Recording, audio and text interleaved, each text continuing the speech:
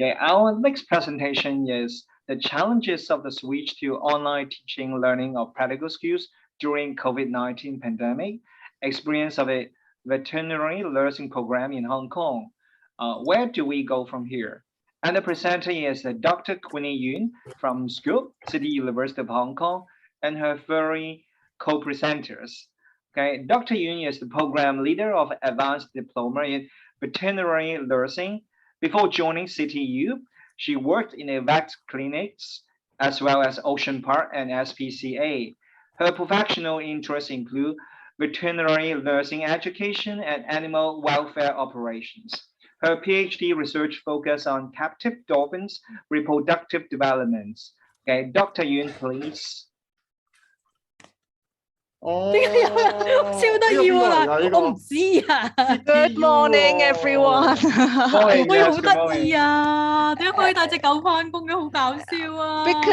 Because we are veterinary nursing. Thank you so much. Thank you very, very much for inviting me to this symposium.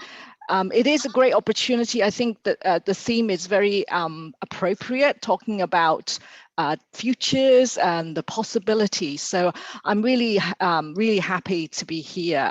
So let's start. So thank you very much, Chairman, for that very lovely introduction.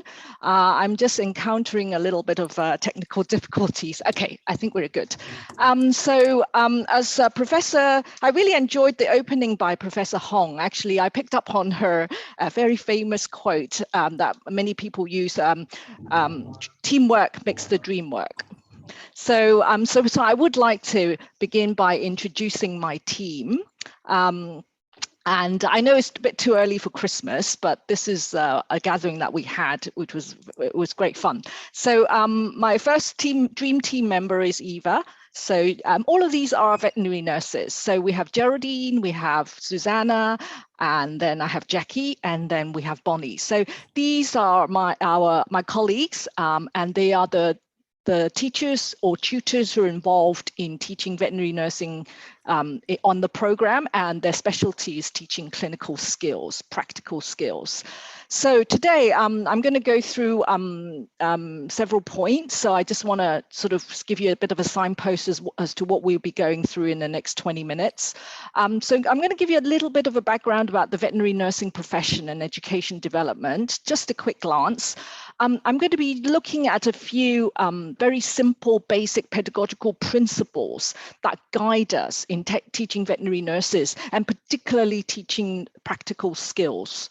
And then I will use a couple of examples, perhaps, to discuss how we teach online, teach practical skills online, and also the associated assessment tasks.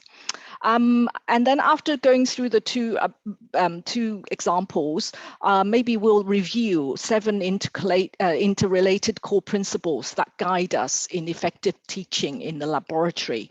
And these are the principles. We'll go through a little bit one by one later on. And at the end, before I close, maybe, and we should talk about the future. You know, how have we can look back a little bit, although we're not out of the woods yet, and then tell us, you know, ask ourselves, where do we go from here? What we've learned, and where do we go from here? So again, so let's start with a quick whistle stop at the development of veterinary nursing education and development. So we tend to focus on the UK because our program, the Advanced Diploma in Veterinary Nursing, is based on UK, the curriculum in the UK. And I always like to compare veterinary nursing and human nursing, okay? I think, you know, everyone thinks about nursing as the patient being human. Obviously, with our profession, our patient are animals, so veterinary nursing. So I just want to highlight that basically, we started a little bit late behind human nursing, and so human nursing had its register, its a professional register, probably quite well instated in 1983. Obviously, human nursing has begun since obviously we all know the days of Florence Nightingale back in the 1800s, and throughout until 1983, they really have got their register very well established for enrolled nurses and registered nurses. And for vet nursing, we as a profession in the UK, they didn't really have the register until 2015. So you can say quite a while later. So yeah, maybe about 30 years behind. But actually, we caught up very quickly in the UK. There are now 2 training routes to become very well established, bedded in training routes to become a vet nurse in the UK. Again, I say this because we model up on it here in Hong Kong. So you've got the apprenticeship style, the further education, the further education apprenticeship style, where young people go into the clinic, they're registered as a veterinary nurse, and they have day release to go out to have classes back in the college. And obviously the other one that has progressed is higher education. So taking courses at university, it could be a foundation science course in veterinary nursing, and of course many students go on to complete the 4-year bachelor in honours in veterinary nursing. So quickly then we move on to Hong Kong. So what happened in Hong Kong? So we are coming along. So at the moment, and has been so since the advent of veterinary medicine in Hong Kong, which I would say about 40-50 years ago, people who would like to nurse animals, who are not doctors, but they like the nursing role, would have got their qualification through the apprenticeship style. So they would have enrolled themselves, got employed by a veterinary clinic, and the veterinary clinic, would recognise this member's contribution and potential, and would sponsor them to study a distant learning course provided by educators from Australia, which is the Australia's certificate 4 in veterinary nursing, which is nationally recognised in Australia within the industry. So moving on to 2010, the Hong Kong Polytechnic University and the Royal Veterinary College from the UK offered a Bachelor in Veterinary Nursing Honours degree, 4-year degree. It graduated its first and only cohort in 2014. And then moving along, 2015, Open University Hong Kong, obviously now called the Metropolitan University, offered the higher diploma in veterinary nursing, a QF level 4 2-year program. Again, it really only managed to graduate its first and only cohort in 2017. So then came along us, CityU Scope. We offer an advanced diploma in veterinary nursing program. It is also QF level 4, and it's 2 years, full-time. We graduated its first cohort in 2016, and we're still going rather strong. And we are now with our 6th cohort of the program. So now I'd like to give a little bit of background about teaching and learning in veterinary education, and leading into teaching learning in clinical skills, so that we are fully informed, a little bit prepared for looking at how we teach on ground zero. So professional competence in veterinary nurse is often being perceived as just about being good at the technical skills. Okay, although, but it's not all about that. But it is true that, if you're a nurse or considered a nurse, being good at the technical skills is what's most recognized and focused on by the industry and the profession. Now, this is one of my favorite papers of all time about veterinary nursing education and development by Clark, 2010. Now, it reminds us that of the 3 domains that we all know in teaching, the 3 domains of the Bloom's taxonomy. So they include the 3 aspects: the cognitive, which is the acquisition of knowledge and to be able to critically think and problem solve. Now we need to move on to the second one, which is, we really should pay more focus, balance the focus a bit, not really sort of, one or more than the other, but we should sort of put the spotlight on affective, which is the behavioral aspect, the emotional intelligence, the personal attributes such as being caring, sensitive, and empathetic. Of course, we have to mention, and which we will focus on in this presentation, is the technical skills, the psychomotor aspects, being able to actually, work the hands, have the hand-eye coordination, and really know the skills inside out, and to be able to perform it competently. So the ADVN program, which I lead, our curriculum really does in various ways, and sometimes creative. Obviously, some of the strategies we use are the very fundamental, they're timeless strategies for us to be able to meet all three of the domains in Bloom's taxonomy. So let's move on to some principles, very fundamental principles that underpin all our teaching, actually. Particularly, I'm going to highlight some that are more sort of really important for practical skills teaching. So the learning style. Okay, we all know we learn in different ways. Okay, we have some people like to read, some people like to look at diagrams. Some people like to talk and express verbally, which is me. And also, some people like to do things, touch things. So using models, using equipment. So we always have, equipment with us. Okay, so that student can touch and feel and express themselves this way, or feel that they're learning better with things that they can get hold of. There's no one style better than the other. We know that people are just different. So as teachers, we ourselves have our own preferred style of learning. I certainly know I have.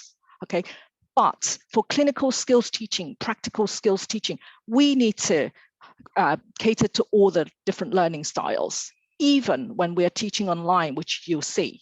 So quickly, just to introduce you, for those of you not familiar, the 7 core principles that guide effective teaching in the laboratory. And I take this text from the authors from a veterinary education textbook in 2017. So the first 3, I think we can all understand, because I think seated before me, joining, amongst our colleagues, are people who do teach a lot of practical skills and procedures. So authenticity, how realistic is the skill? Is it going to be used in the workplace? Is are the things used realistic?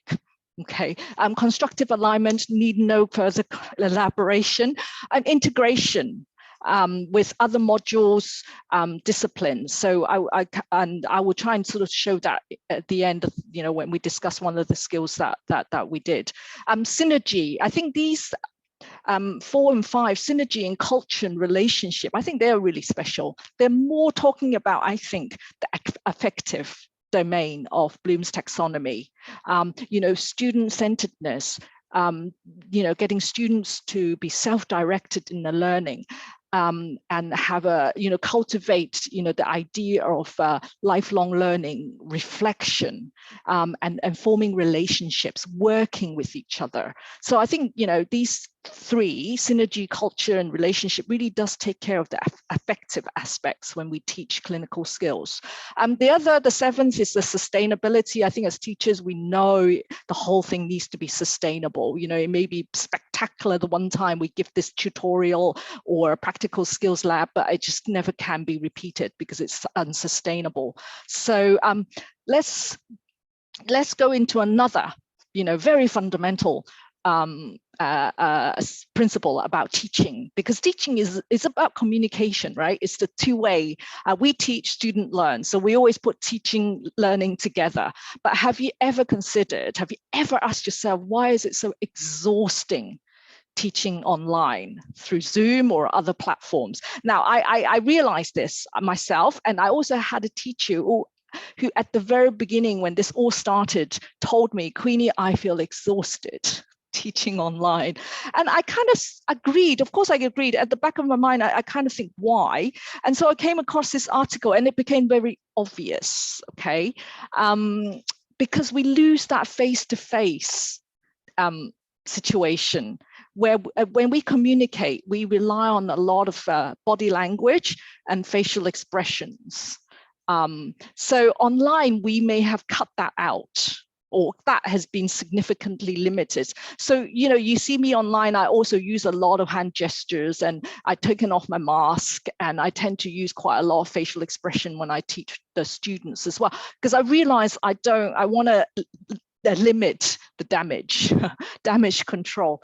So your body is constantly trying to look for those verbal cues it so much needs to understand what's going on. So and also silence is the lag time usually. And so you don't really know as a teacher whether the lag is a lag time issue or the students being silent. You're constantly on the tip of your toes, basically, when you're trying to teach online, when you're trying to communicate with your students online. So this is a slide that I take straight out of from our workplace communication module. I think we all know this, the three channel or domains or elements of communication. You got the verbal, you got the tone of voice, i.e. the music of the language, and also you got the body language, which involves the facial expressions as well. And yeah, where the message, the impact proportion is, you get the non-verbal part of communication gives you the highest impact. It basically helps you to understand the message more. It supports the verbal part. So of course, when you're teaching online, and particularly when the videos are switched off, you're having a harder time trying to connect, trying to communicate, trying to teach your audience. Okay.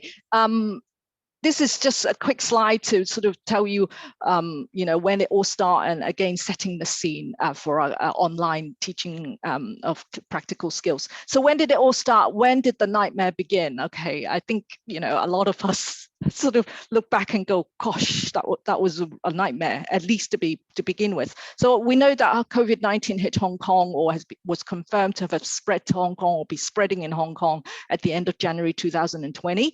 CityU acted actually very quickly, and probably like all the other higher education institutes, and informed us, instructed us, and guided us switching teaching to real-time online in February. Also, we received quite a lot of support, I think. I thought it was timely, and I thought it was a continuing and still continuing process, providing us with platforms, apps, software, cloud storage, and also we had quite a few practical training as well, online videos that were made for teachers to help us teach online. So in August 2020, leaders such as myself with programs that have practicums, we were allowed to go into a mixed hybrid mode, but we needed to get prior official approval to do that. So moving on 1 year later, I think we are in a much better position. In August 2021 up until now, we are pretty much at will, at liberty to deliver in a mixed mode, a blended manner. As much as possible, we have classes on Zoom because we do want to observe that social distancing measure and being cautious about the spread of COVID-19 because we're not out of it yet. So lectures, tutorials, and yes, as CityU suggested, we should do online lab sessions, which you'll see what we did, online lab sessions. And students we're allowed to arrange students to come back to the classroom in small groups to do practical skills. And practical skill sessions we call clinical skills labs, CSL. You'll see that abbreviation a lot. And of course, we're gearing them up to do practical exam. It is assessed through a method called OSCE, and I'll explain more about OSCE later. So I think we're very lucky with CityU. We were allowed to take sort of control a little bit back from our timetable, and it is a course that we need to be able to see students face to face to do practical, because we have such a tight schedule. And this is just to show you there is absolutely no time to lose, absolutely no time to lose. And I put students where they have breaks or a little bit of holiday in blue, and there is not a lot of blue there. So we try to aim, our program is really 2 years, and we try to aim for them to graduate 2 years when they enroll with us, 1 year in September, August, and we aim to graduate them, get them finished the course 2 years later, pretty much on the same date as they started.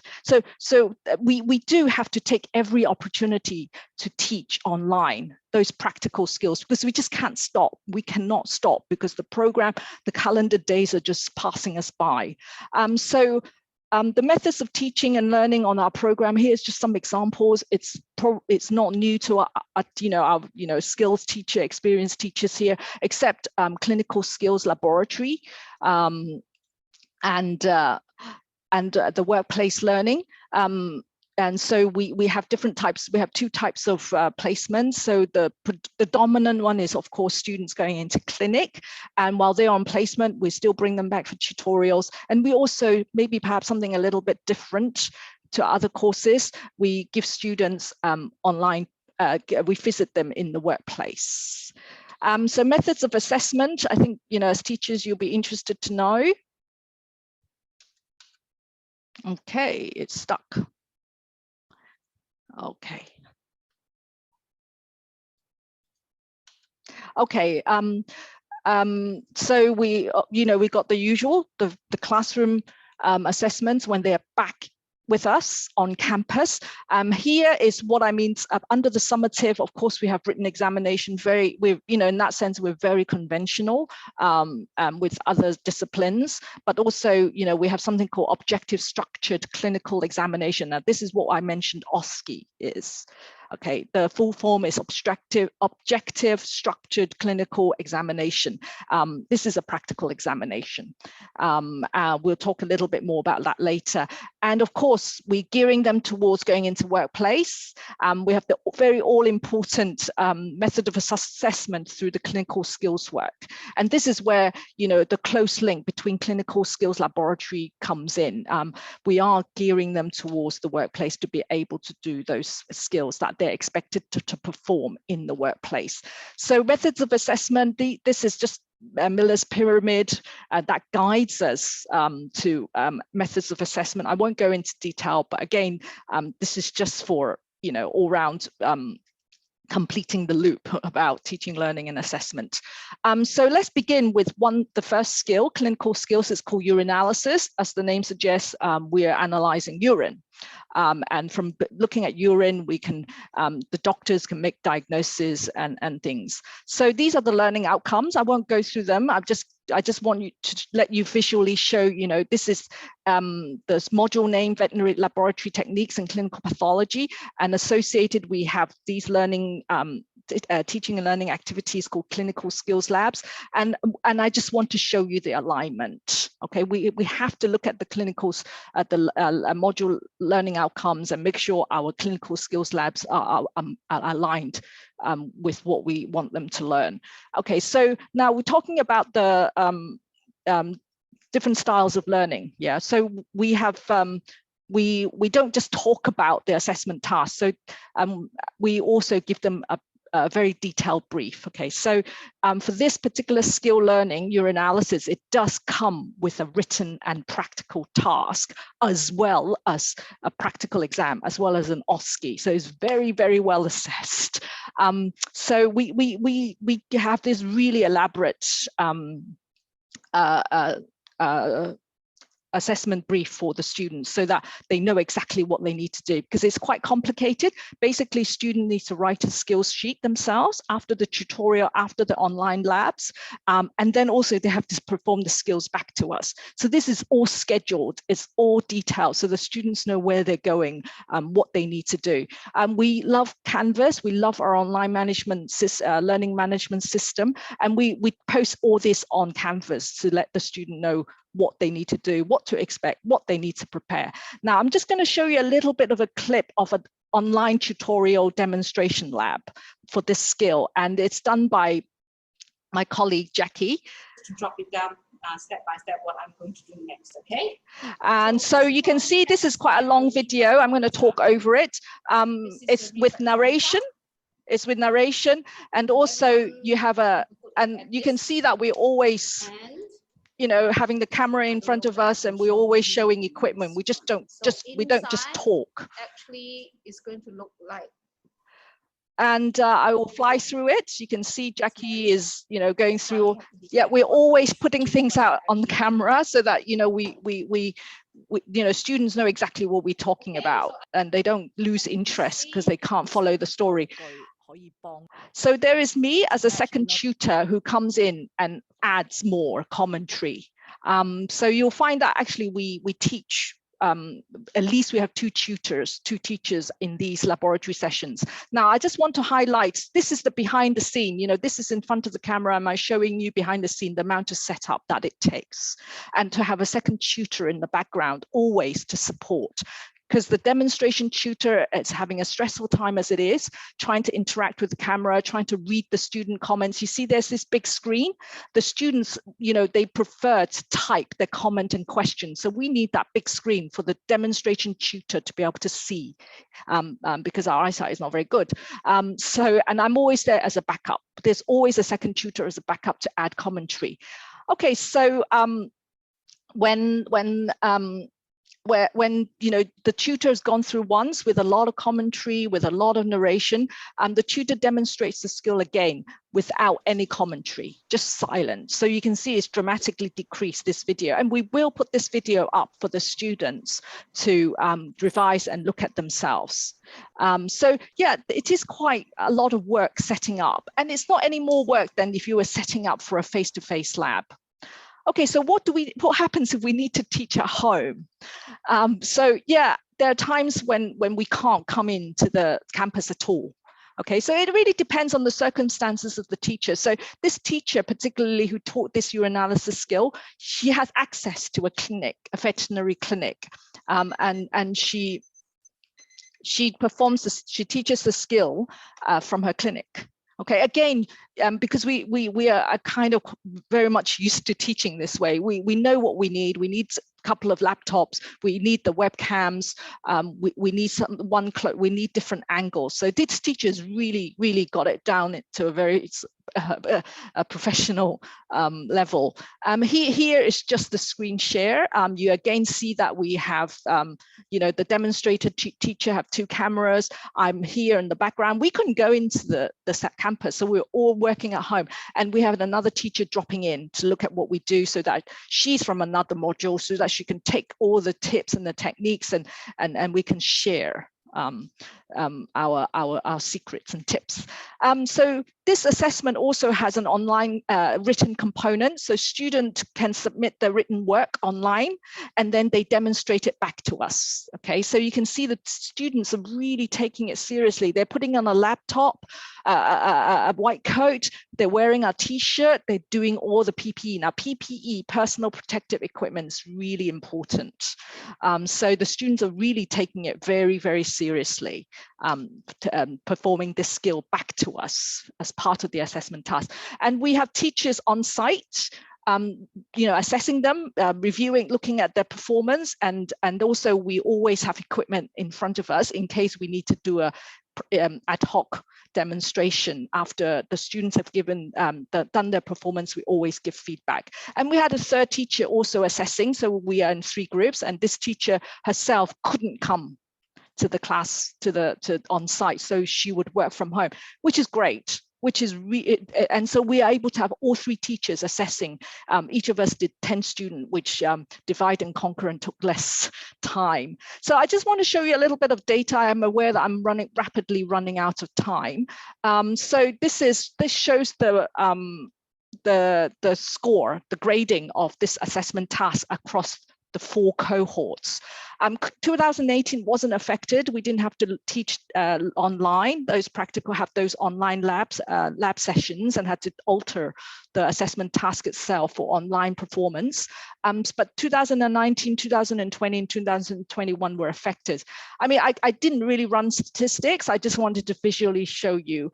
I'm quite happy. So 2021 was our most frequent cohort, and you're seeing those students just then on the screen. Yeah, they kind of blended in. On a gross level, I do feel that their scores were not significantly different. Of course, we need to run statistical tests, and it'll be non-parametric because we have a different sample size across the cohort.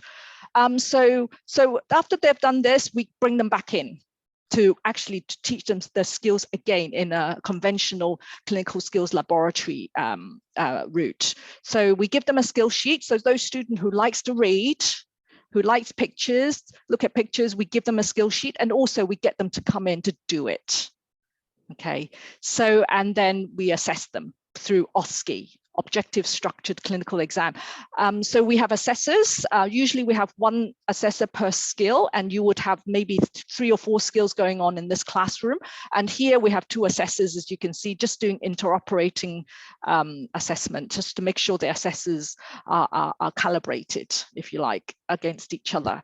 So just a quick look through the 7 principles. I use it a little bit like a checklist, and these are the highlighting comments. I think we're very strong on authenticity, and we are very strong on the synergy culture relationship. Absolutely, because we demonstrate, we team teach, we offer a lot of one-on-one feedback, we bring student back, and student can actually take videos. They record it, and then it can come back and we can review it together and give feedback of the skills that they learn and practice on their own. So this is usually what happens. I just want to talk about sustainability overall.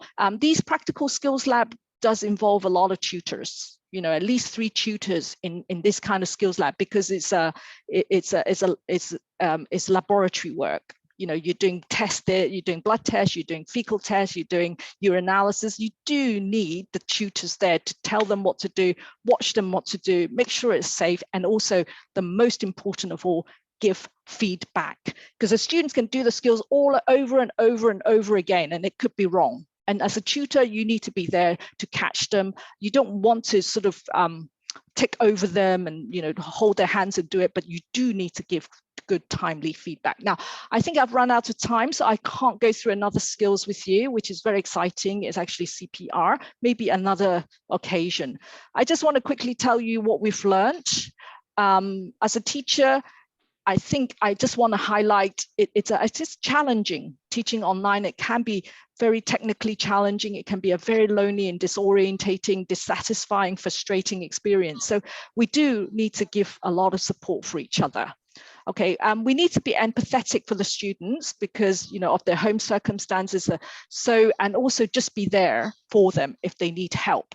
And I tell you, I think the students have done really well. They're definitely more tech savvy than we are, and they really adapted very quickly. As line managers and management, I think, we need the training and we need all the IT support. And the IT, I'm going to give them a star because they've been so helpful and so supportive. So where do we go from here? We are not out of the woods. We're still in the midst of COVID-19. There should be research. There needs to be research to see the impact of teaching and learning on skills acquisition. How effective are the videos? And also really understanding how students are feeling. What are their insights about teaching and learning online, particularly for practical skills? And we'll continue to use the strategies and resources we've developed, and we'll continue to invest time to develop them further, because when we come back face to face, we're going to use this to make the most out of face to face time. So yeah, we want to go more of a flipped class. We're learning more about how to operationalize the flipped classroom approach. Again, continuous support for the teachers as well as the students, so that we are up to date with the tools, the strategies, and the methods, and then online sharing of veterinary nursing clinical skills material. And these are available at the moment online, but I think we can build more and more so that it's more accessible and there are more of a variety. Okay, so these are my references, the references that I use for this presentation. I'd like to thank you for attention. I do apologize for going a little bit over time. And I'd also, of course, like to thank my partners, and they are my teachers and also students. We have Tony here. Yes. I don't know if you can see them. So thank you very much. Okay, thank you, Dr. Yuen, for your wonderful presentation. You can introduce Tony and then we can have some interaction time with him as well, because everybody is very willing to make friends with him. Okay, I just need to okay, I just try and stop sharing. Okay. Sorry, okay. Is it? Are you Uh, seeing the camera now? No, we're still seeing your shared screen. Okay, you can just click at the bottom. Yes, Sure. that's one. Yes, correct. Okay. So, video. I'm not seeing myself. I'm actually lost a little bit of my. There we go. We can see you. We can see you. Okay, that's good. I can see now. Okay, I just need to see where the camera. Okay, come on, Tony. Hi, Tony. Okay, I'm going to switch microphones. I hope you can see me. If you call Tony. Tony. Hello, Tony. Hi, Tony. Oh. Hello, Tony. Wow, lovely dog. So Queenie uses Tony when teaching, Queenie and colleagues. Tony is a co-teacher, isn't he? Wow, lovely. We cannot hear you, Queenie, sorry. So we cannot hear.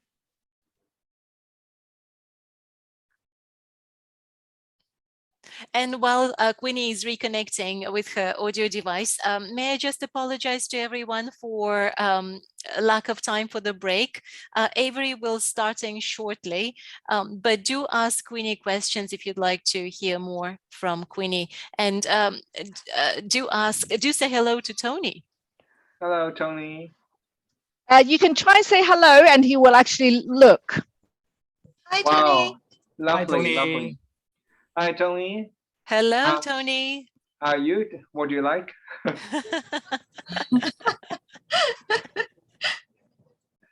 We can bring him a presentator. Can you hear me now? Yes, yes. Yeah, Tony just I mean, I don't advise people to just bring in dogs. Tony has been sort of, if you like, acclimatized as a puppy coming into the classroom.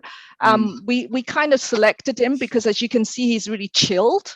Yes. He doesn't get stressed out. He loves jumping on the tables. We don't advise our students to carry the dogs and do things against the dog's will in the classroom, because this is supposed to be a happy place.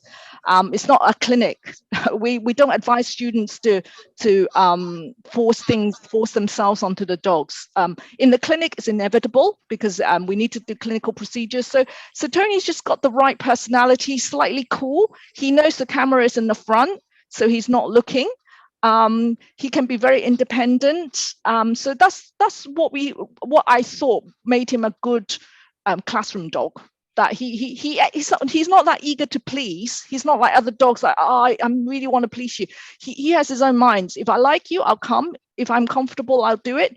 Otherwise, he'll just find his own fun and comfort, and he'll just sit in the corner, climb onto a table, and just do his own thing. So, but he has been acclimatized to coming to the classroom since he was a pre-COVID puppy. So he had a lot of time to go out when he was a puppy. So about 5-6 months, he started coming into classroom, acclimatizing, and for me to observe whether he's a good, he's got the right stuff, right personality, personal attributes to be a classroom dog. So, yeah. What's the best quality of Tony? What's the best quality of Tony? Independence. Okay, independence. Okay. Yeah, he doesn't yearn for your attention. I mean, he doesn't. His world doesn't have to. Of course, he loves his owner. He loves me. I'm not actually the owner. I'm the auntie. He loves those people who he knows, but he doesn't yearn for attention from strangers. Okay. Which makes him not at the mercy of people. Okay, so he has his own fun. He has his own world. Yes, he's having very gentle temperament. Am I right? Also, yes, he doesn't bite at all. I don't think he knows how to bite, because he can distance himself. That's the cool thing about him. He gives clear messages to people to say, I'm not interested in you. So don't, so people can tell very easily. Whereas some dogs, they want to please, but they're actually scared. But they, then people get mixed messages because people are not very good at reading dogs' body language. Okay. And Tony's body language is very clear. She just turns around and runs if you give him space to run. So he never have to come to a point where he has to bite people. Okay. Thank you. Okay. Thank you so much, Dr. Yuen.